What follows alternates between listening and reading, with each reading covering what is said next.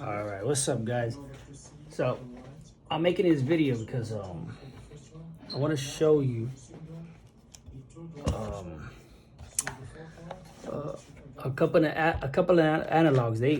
They're all the same brand. It's just a pack of analogs that I bought on Amazon, and uh, these are to switch from controllers like Xbox or PS5 controllers or even PS4 controllers, and these are Hall effects analogs. Now, I bought these because I got tired of the analog drift when you're playing, and how fast those analogs start to drift and get messed up over time. Now, if you see this mess here, it's because I'm working on my friend's daughter's controller. It's a pink one. It's the pink version, and I was changing the analogs. Now, he thought that it was the problem with the analogs. Now I'm gonna show you the old analogs compared to the new ones. Here's the old one. I keep them, and I'm gonna tell you why they suck, and I'm gonna tell you why the ones that come with the controller suck.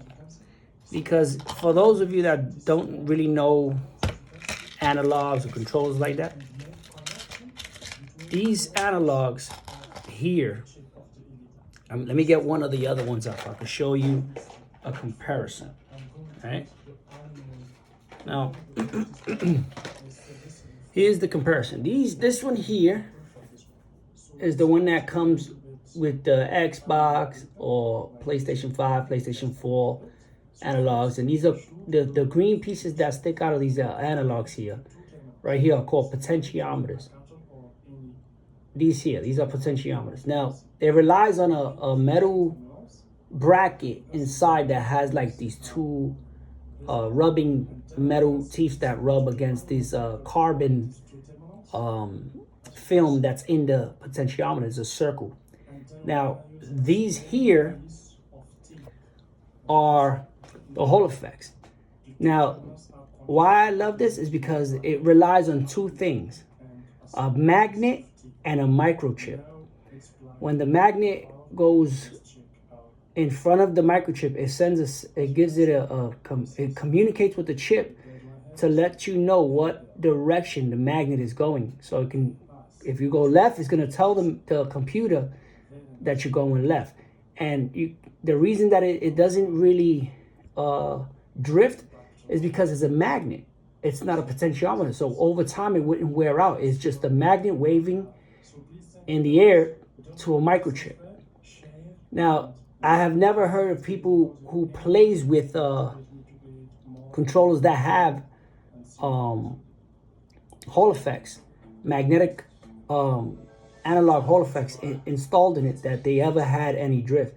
The most thing that they start to develop problems is with dirt inside the buttons or any other thing. But these can get dirty. As you can see, they're very open there. Hold on. It's open just like a regular analog. But again, I'm gonna take this apart for you can see it. Give me a minute. And I'm gonna show you what I'm talking about. Now, I'm gonna show you first the Hall effects.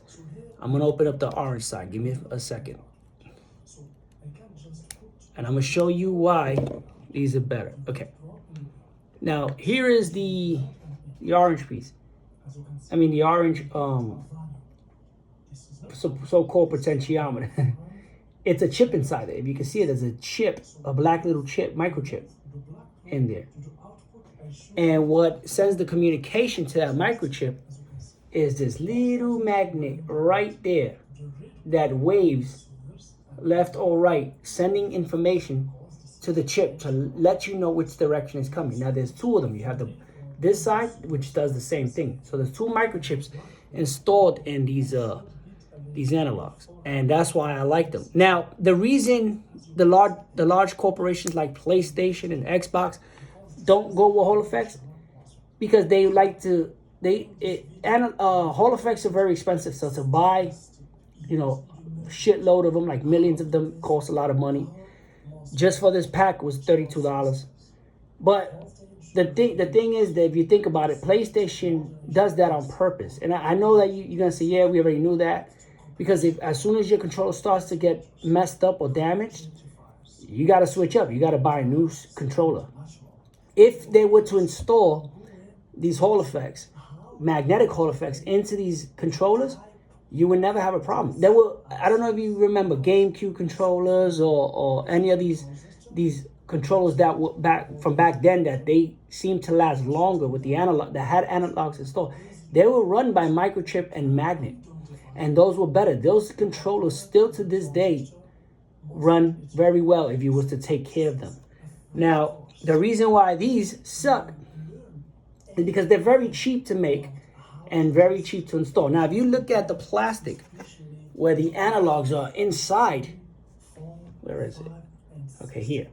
You will see in the potentiometer ones, the plastic is very thin. And in the Hall effects, the plastic is very thick. You see the white collar? Look how thick is that compared to this one. Look at the comparisons. Yeah, you won't go wrong with these. And the click on these are awesome. Now you can get there are different ones made. Hall effects makes the company Hall Effects make many different ones of these. And you can have this more stiff or more to your liking. So you have to buy which ones you want that you want to install into your controller. And most controllers today are being made with Hall effects. Like this one here, this one don't have Hall effects, but this is an 8-bit DOE, and it's used for gaming on the Switch. And if you could tell, it actually looks like the Super Nintendo model, just with analogs and an extended handle like PlayStation 2, like the PlayStation 2 controller, but with the Super Nintendo face. Now, the analogs in these things are great, but they're not Hall effects. Now, the newest models, which is the same controller, are installed with Hall effects. That means that controller, this controller with Hall effects will last you a lifetime. And if you really like these controllers, this reminds me of back in the days, like Nintendo, the D-pad. I love that click. A lot of people don't like it, but I do. I love it. But anyway, back to the analogs. Now, this one, I'm going to show you why these are cheap. I'm going to take it apart and show you the inside of the potentiometer. Now, I got to be careful because this one is different. It separates in pieces. All right, so give me just a few seconds. All right, here, I got it open. Now, if you can see, there's no magnet on that one, right? It's just a piece. I opened it. Now, if you look at here, this is the piece that I have. Let me take it out for you. Okay. So, this is the piece I was telling you that it's like a metal aluminum bar. If you can see it there, let me see. Let me show you. And you can see that they have like teeth on it. Like these two. Let me show you on this side. You can see here that they have like these bumps. Now those bumps rubs into this black film here, carbon film. It's actually carbon, the black, and that wears out over time, causing stick drift. That's why a lot of people are experiencing over time with play a lot of stick drift because of that. And you're spending $70, $80 to $100 on these controllers. Even the advanced controllers have these cheap analogs installed into it, and you're paying hundreds of dollars. When these things in China, like pennies, they probably cost pennies to make, and it's here they click. Compared to this one, look, this is the cheap one. Now here's this one.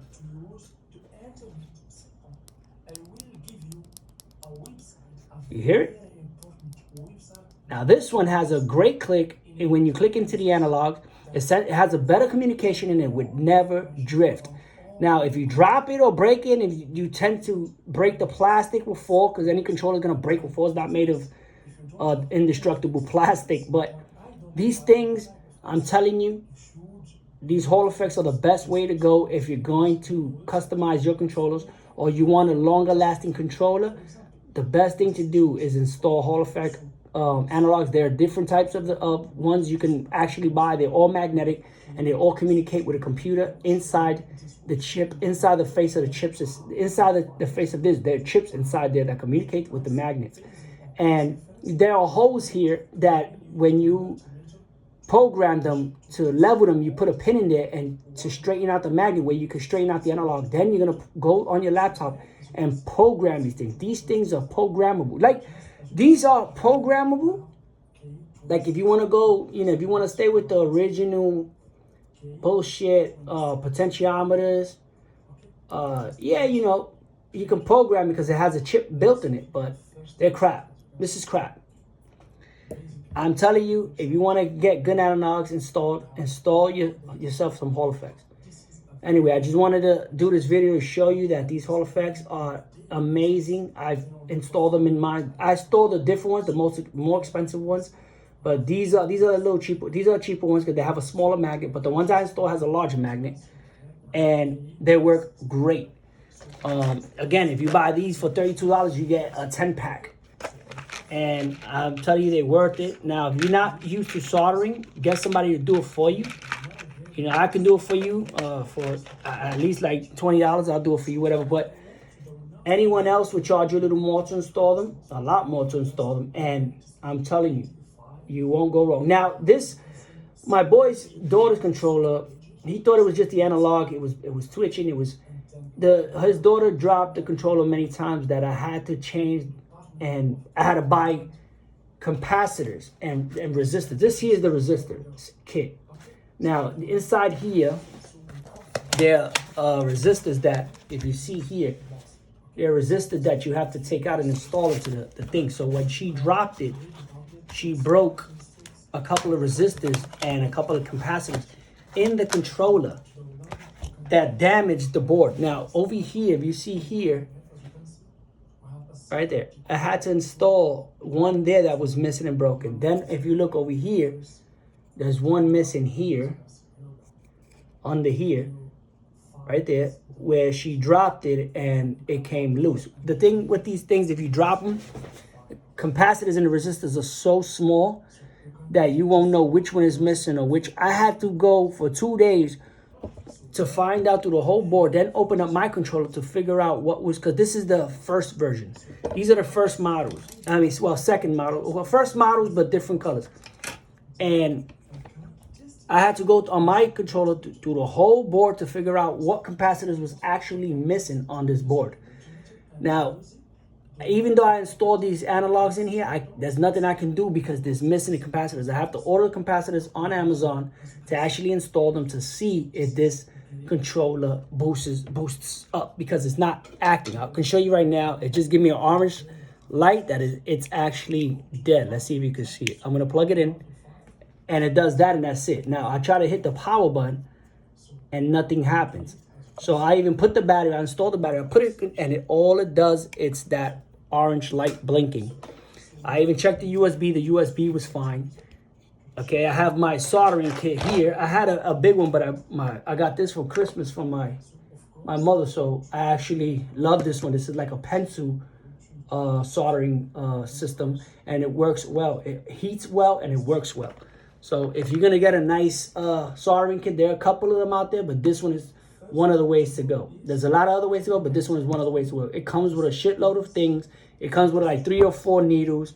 3 or 4 tips, sorry. And it's just great. It has a 100 volt powered AC adapter, and it works well.